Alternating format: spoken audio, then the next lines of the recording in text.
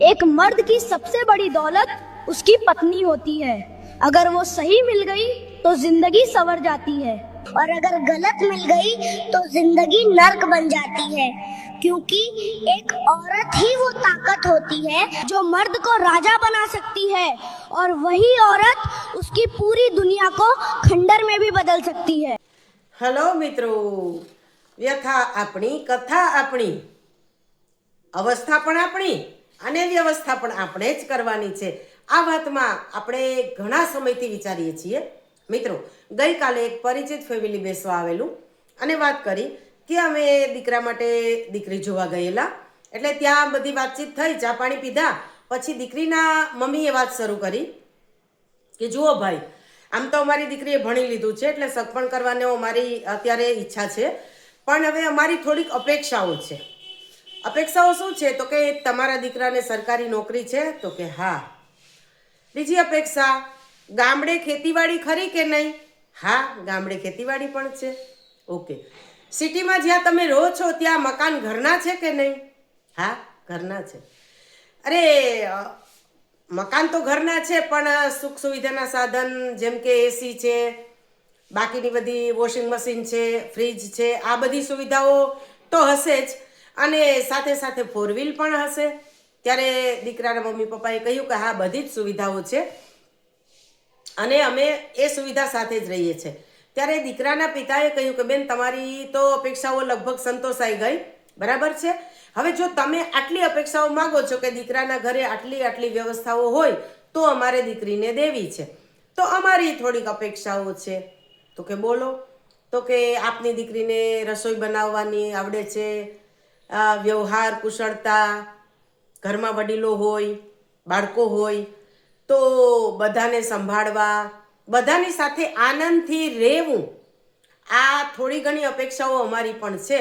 ત્યારે દીકરીની માતાએ કહ્યું કે જુઓ ભાઈ, અત્યારે આપણે હવે કંઈ જૂનવાણી સમયમાં નથી જીવતા, આ તો ટેકનોલોજીનો અને 21મી સદીમાં આપણે ઘણા આગળ નીકળી ગયા છીએ, અને એટલે મારી દીકરીને તો મેં રસોઈ બનાવતા તો શીખવ્યું જ નથી। બીજી વાત, મારી દીકરી એકની એક દીકરી છે એટલે અન્ય લોકો સાથે શેરિંગ કેરિંગ આ બધું તો એની લાઈફમાં ક્યારેય અત્યાર સુધી આવ્યું નથી, એટલે એ કરી ના શકે। વડીલોની કાળજી કરવાની કે ઘરના થોડા નાના મોટા કોઈ કામકાજ કરવાના, એ મારી દીકરી નહીં કરે, કારણ કે અત્યાર સુધી ભણી જ છે, અમે ક્યારેય એને કામકાજમાં જોતરી નથી।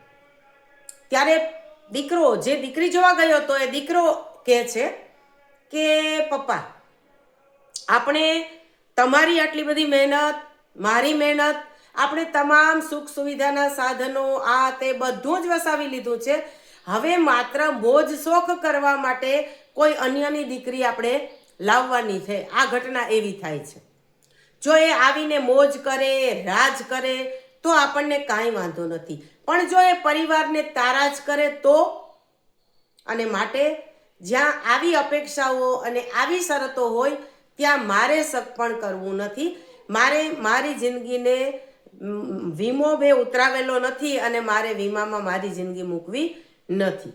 આ રીતે વાતચીત થઈ ત્યારે બહેનો આપણે વિચાર આવે કે તો પછી આપણે કરવાનું શું?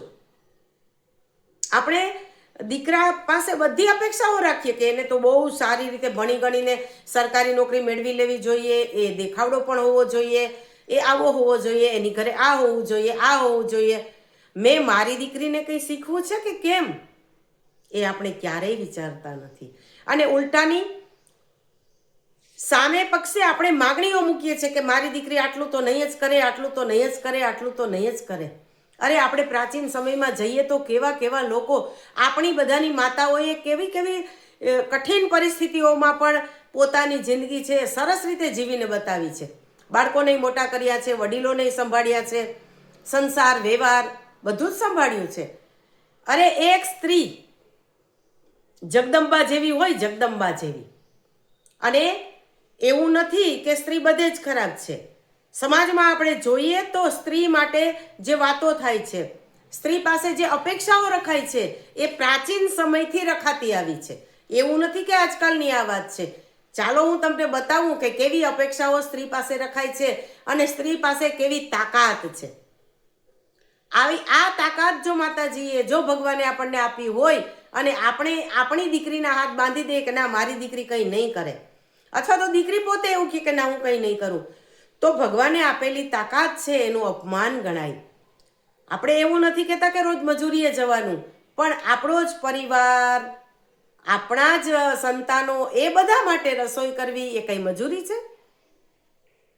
ઘરના નાના મોટા કામ કરવા એ કઈ વેઠ છે? આવું આપણે કોણે શીખવી દીધું?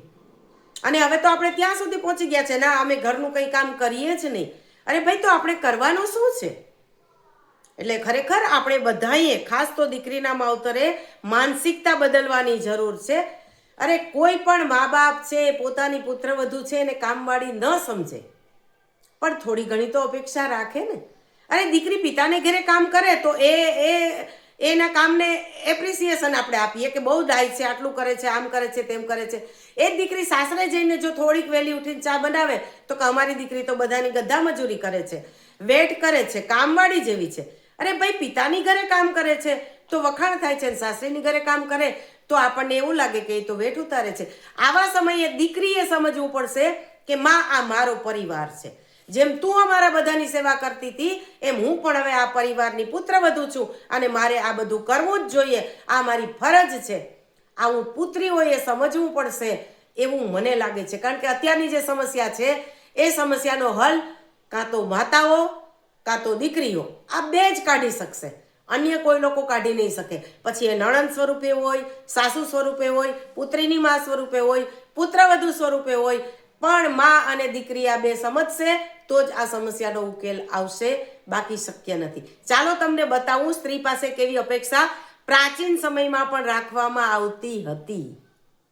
બધી બહેનો બેઠી છે ને, આ સ્ત્રી ધારે ને, આ બાજુ આવીને એટલા માટે કહું છું કે તમારાથી પરિવાર ટેકો છે, તમારાથી ઘર ટેકું છે, તમારાથી ઉર્જા મળે છે. કેમ કે સ્ત્રી ધારે ને તો પરિવારને ડાબા હાથે તારી દે. રસોડામાં ઉભી રહી જાય, અન્નપૂર્ણા થઈ જાય, છોકરાઓ જમાડે, અનસુયા થઈ જાય, ઘરના બાળકોને ભણાવે, માં સરસ્વતી થઈ જાય, ઘરના પૈસાઓને મેનેજ કરે, માં લક્ષ્મી થઈ જાય, પ્રશ્નો આવે ને લડે, રણચંડી ચામુંડા ચંડિકા થઈ જાય, તકલીફોની સામે લડે, અંબા અંબાલિકા મહાકાલી થઈ જાય, અને પતિને પ્રશ્ન આવે ને ખંભેથી ખંભો મિલાવીને ઉભી રહે સાવિત્રી થઈ જાય. સ્ત્રી ધારે તો ડાબા હાથે પરિવારને તારે, અને આજ સ્ત્રી ધારે ને 3 ઇંચની જુબાન વડે પરિવારને પતાવે. બા આ સમજાવવા માટે સમજાવું છું. જેમ સમાજની ધરોહર આ વડીલોના હાથમાં છે ને, એમ ઘરની ધરોહર તમારા હાથમાં છે. મારી વાલી બહેનો, મારી વાતમાં સચ્ચાઈ ન હોય ને મારી વાલી બેન, તારી આંખમાં આંસુ ના હોય.